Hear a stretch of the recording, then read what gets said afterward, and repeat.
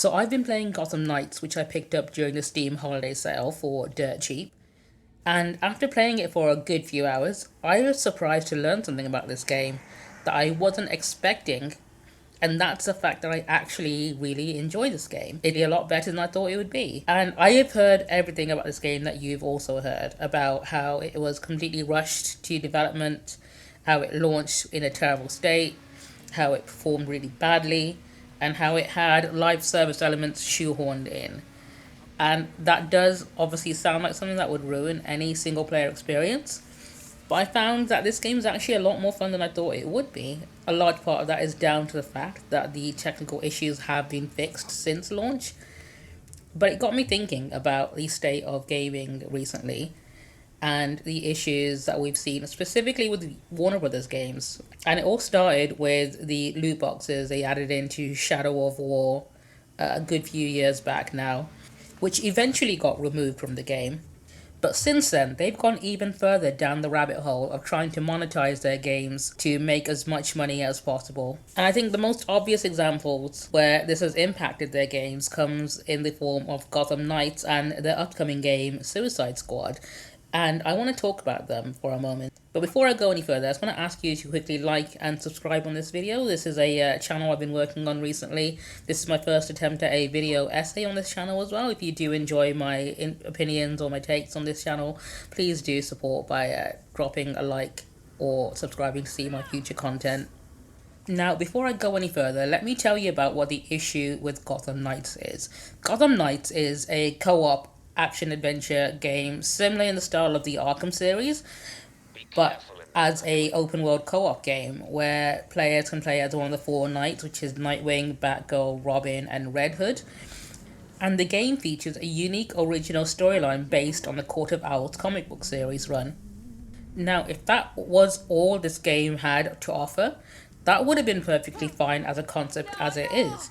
But what happened is Warner Brothers tried to introduce live service looter shooter mechanics into the game with different skins and outfits that you could tell were originally going to be sold as part of a loot shop or something within the game. But from playing the game, I get the feeling that they dialed it back at the very last minute and removed the paid elements and just made all the skins, weapons and so on available to be found in-game through the crafting system. And I think this last minute dialing back is what caused the development issues with the game, causing it to launch in a state where it was completely buggy and broken and constantly crashing on players.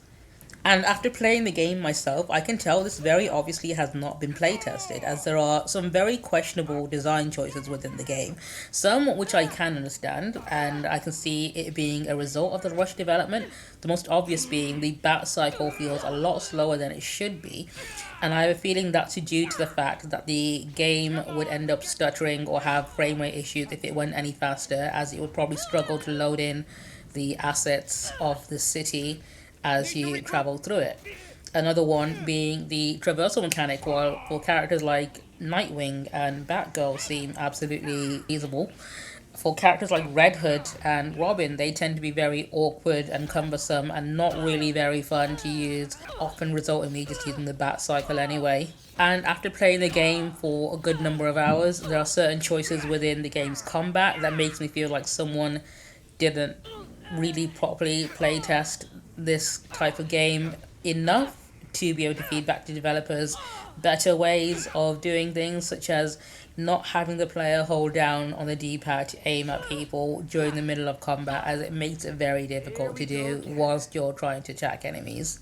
And the reason I'm bringing all of this up is because in the latest game by Rocksteady Studios, Suicide Squad Kill the Justice League, I'm seeing a lot of the same issues present in that game's preview footage that's actually present in Gotham Knights, but in some cases to an even greater degree. And it's pretty clear where these issues are coming from, and it's most likely someone higher up in Warner Brothers deciding that they want their games to make as much money as Fortnite and FIFA Ultimate Team, and they are pressuring their developers to include elements in their game, similar to what Ubisoft have been doing with their recent games with things like in-game EXP boosters and loot boxes and expansions and so on.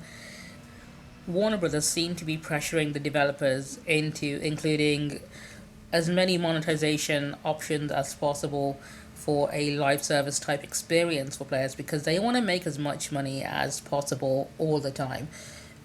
And this actually creates two issues in the market that I want to talk about, as it's something that Gotham Knights could have probably used to actually be very successful, but in a way that they wouldn't have considered successful themselves because they have profits that they want to keep increasing year on year. Now, I mentioned earlier that I brought Gotham Knights while it was on sale, and I've been really enjoying it. And I think that's an important point to reiterate because if I had paid full price for this game, I would not be enjoying it as much as I am today. That's the issue I want to talk about in the market, where every video game studio wants to be a AAA big budget video game every month that they want you to buy, and at the same time they want it to be a live service game with battle passes and skins and loot boxes that you'll pay for every month. And that creates a gap in the market that I think Gotham Knights could have been very successful in filling, and that's the double A market where games release for maybe half the price. Instead of being 60 or 70, they release for 30. And I would have been perfectly happy buying this game if it released for half the price of a regular AAA game. In fact, this would have been the perfect type of game that you'd buy 2 copies of and give one to a friend that you'd play the entire game co-op with, because this genuinely is a fun game to play 2-player. But over the years, we've seen a massive decrease in video games in this sort of market, with the most significant one in recent memory being Hi-Fi Rush,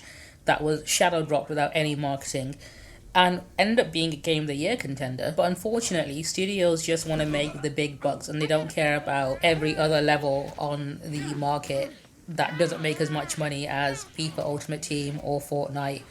And they're all chasing that same subscription service model monetization that has been doing so well for things like Netflix, Disney Plus, and Amazon Prime. And there's an issue here in the sense that a video game live service and a movie or TV series streaming live service have two very different needs. For a video game live service to be successful, the studio needs to support it continually during the life cycle of the game. And that includes creating content for the game, that includes maintaining servers, that includes fixing the game during ongoing development. Whereas with a TV series, you can just release the entire season and it's fine and it's done, and it won't cost you any more to develop it any further. In fact, the reason that The Last of Us multiplayer was eventually scrapped was because of the ongoing costs and the amount of staff that would be required by Naughty Dog to keep that service going just wasn't feasible for them, and they would rather concentrate on creating their next single-player game. And if you do commit the resources needed to maintain a live service game, and that game happens to end up being like Redfall and being completely unsuccessful, you are now committed to spending lots of time and money and dedicating staff to support a game that's costing you money and it's not making you any money at all. And the early previews of Suicide Squad, as well as the reaction from the fans, actually paints a very similar picture. And there's a very high chance that Suicide Squad could end up going down that same road. I could be eating my words, I could be wrong. Rocksteady are a very talented studio. They might produce a game with a great single-player narrative that ends up selling well on its own merits, as they're known for making.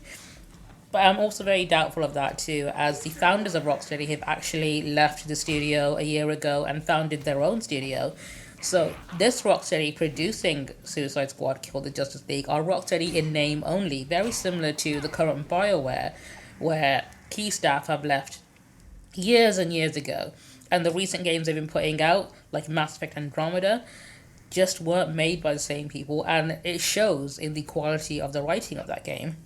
And with the current market trends of Ubisoft execs telling gamers that they need to be comfortable not owning their games, and studios like Square Enix dabbling in things like NFTs and other such monetization strategies going forward, I think unfortunately this is going to be a growing trend that's going to last for a bit longer than I would like it to.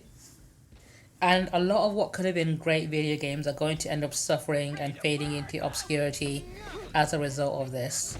The final point I want to make with the issue with this growing trend towards subscription services and live service style gaming is the fact that game preservation is a big issue, in the sense that when games are only released digitally like this as a live service type model, eventually they become very hard to acquire over the years. And video game preservation in regards to games like this means that in 10, maybe 20 years from now, only a fraction of the games that we play today will be available for people to play in the future.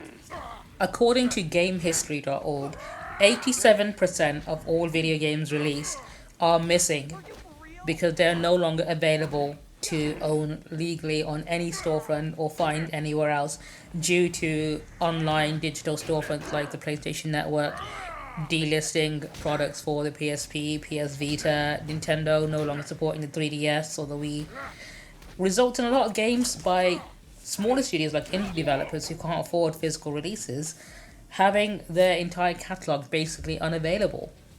But that's just my own personal opinion on the current state of the video game market and the trend towards live service monetization. Let me know your own opinions down below if you're planning on buying Suicide Squad Kill the Justice League or not, or how you feel about games like Gotham Knight, which end up suffering due to forced monetization and a rushed development cycle. If you do enjoy video essay type content like this, please do drop a subscription so I can keep you up to date with my future videos. Give this video a like to help out with the algorithm, and hopefully I'll see you in the next one. I also stream to this channel on a regular basis if you'd like to keep up with my live streams, and hopefully I'll see you there.